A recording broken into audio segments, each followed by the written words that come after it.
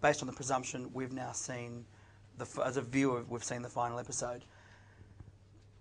If all great character-actor relationships are like marriages of a sort, how do you prepare yourself for divorce, or perhaps even in this case, sort of widowhood?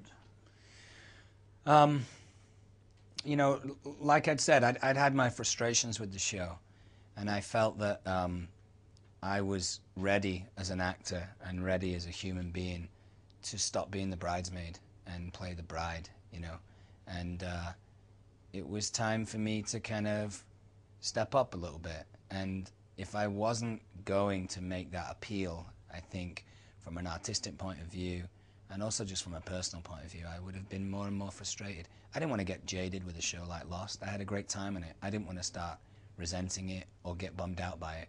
So my only option was, why don't you appeal to the writers and say, look, I would rather either, with your blessing, exit the show and go and do what I want to do with my life and my work and my career and consistently climb that ladder, as opposed to treading water for a while and facilitating, you know, the background for a bunch of other people who are stood in the foreground, you know. So I kind of presented that idea, and I think the writers, specifically Damon Lindelof, went away and chewed on that for a while, and he also chewed on the fact that I had always said to him, you know, I'd like to leave this show with a bang, and I'd like to leave on a great arc. And he came back to me and said, what about this as an idea? And I said, I think that sounds great, you know, if that's what we've come up with, as opposed to, okay, we're gonna bring you into the foreground on this show and we're gonna give you more to do.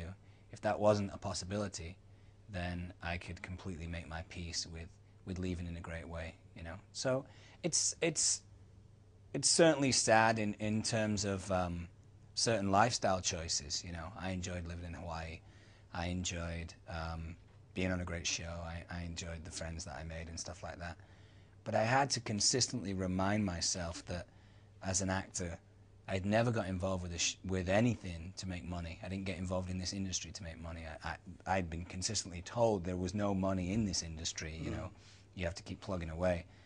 And also, the actors' careers who I admire and the people who I want to even try and have a glimpse of the kind of work that they've left behind, you know, they don't settle. You know, they don't sit back and compromise what they really want to do. They keep pushing forward, and they make brave choices. You know, I may have made a choice that turns out not to be brave. It could have been foolish. It could have been, you know, foolhardy. But I had to take that risk. I'm still young, and I'm still kind of willing to you know, jump out of the plane with my eyes shut and see where I land. Your death scene, difficult to read as a script or difficult to play as an actor? The hardest scene for me to read was Charlie saying goodbye to the baby. You know, there's a scene where he slips the drive shaft ring into the crib, and he tells the baby to take care of his mom and be a good boy and stuff. And that was a rough one for me. I love kids. I've loved my relationship with those kids on the show. Babies always tell the truth, and if you're with someone who's truthful all the time, you know, it hits you. And so reading that scene was a rough one for me. And filming the death scene, no, the death scene wasn't too hard. The death scene was intense in terms of physical stuff. We were stood in neck-deep water for, you know, 6 or 7 hours, and everyone was cold and shaking and just wanting to get it done, and lots of underwater stuff. So I was turned on by that physically. You know, I like to do stuff that kind of tests me physically and kind of shakes me up, and that was really good fun. And then that was my last day at work, so there was a great feeling of relief and release as well, you know.